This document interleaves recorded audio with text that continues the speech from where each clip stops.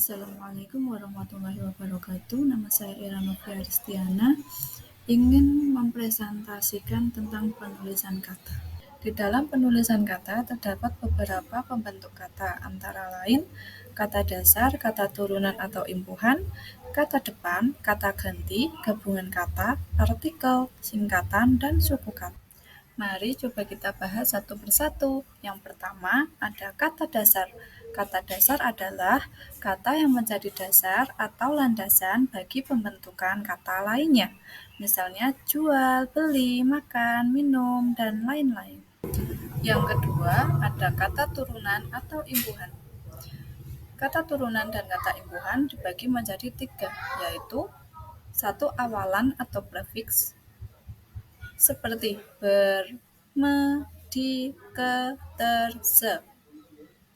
Misalnya, bercocok tanam, memakan, dimakan, kemakan, termakan, dan sebagainya. Yang kedua, ada sesipan atau infiks. Kata ini tidak selalu ada di dalam kalimat.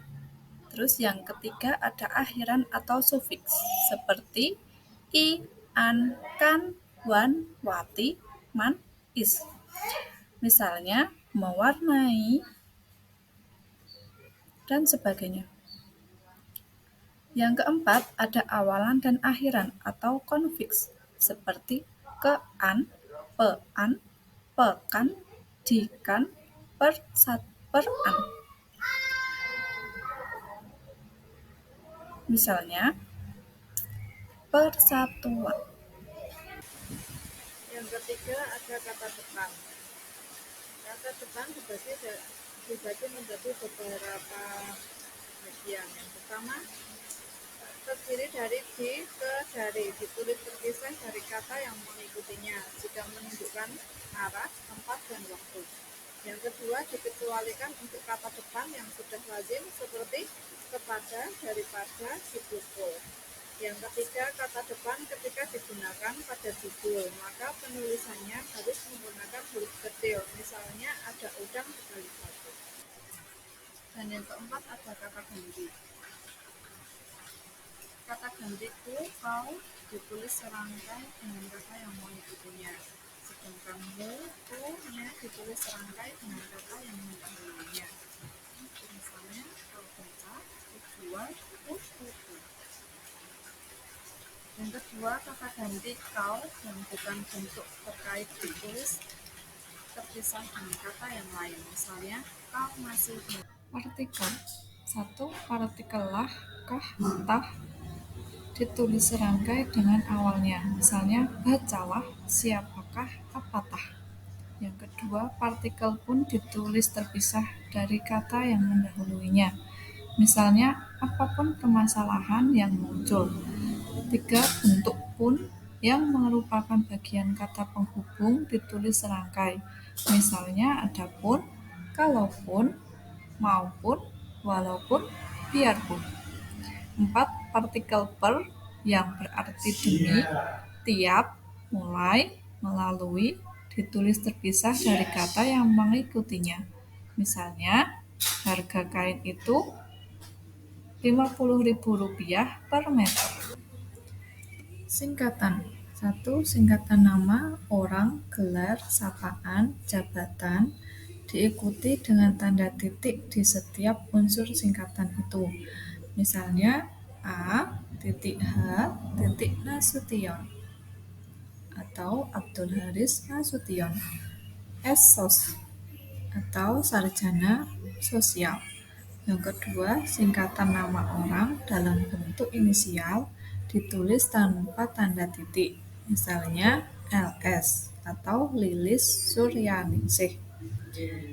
3. Singkatan termasuk akronim yang terdiri atas huruf awal setiap kata ditulis dengan huruf kapital tanpa tanda titik. Misalnya KTP atau Kartu Tanda Penduduk. 4. A. Singkatan yang terdiri atas lebih dari 2 huruf yang digunakan dalam dokumen atau surat menyurat diikuti tanda titik. Misalnya DKK titik atau dan kawan-kawan, HLM titik atau halaman. Yang B, singkatan yang terdiri atas lebih dari 2 huruf yang lazim digunakan dalam dokumen atau surat menyurat diikuti tanda titik pada setiap huruf. Misalnya A titik N titik atau atas nama, U titik B titik atau untuk beliau. C digunakan dalam penulisan alamat, dapat ditulis dengan 2 huruf atau lebih dan diakhiri tanda titik, misalnya GD titik atau gedung, Kaf titik atau kafling. Kelima, singkatan satuan ukuran, takaran, dan timbangan. Lambang kimia dan mata uang tidak diikuti tanda titik, misalnya kVA atau kilovolt ampere, kg atau kilogram, Rp atau rupiah. 6. Akronim nama diri yang berupa gabungan huruf dan suku kata dari deret kata ditulis dengan huruf awal kapital, misalnya Bulog atau Badan Urusan Logistik, WITA atau Waktu Indonesia Tengah. Yang ketujuh, akronim bukan nama diri ditulis dengan huruf non-kapital, misalnya IPTEK atau Ilmu Pengetahuan dan Teknologi. Suku kata, jika ada 2 vokal yang saling berurutan di tengah, maka keduanya dipisah. Misalnya laut, baju, baik. 2. Jika ada 2 konsonan atau lebih, maka yang dipisahkan sesudah konsonan kedua. Misalnya anggrek dan penggal. Ketiga, jika ada 2 konsonan berurutan di tengah, maka yang dipisahkan adalah keduanya sebelum konsonan kedua. Misalnya cinta, lampu. 4.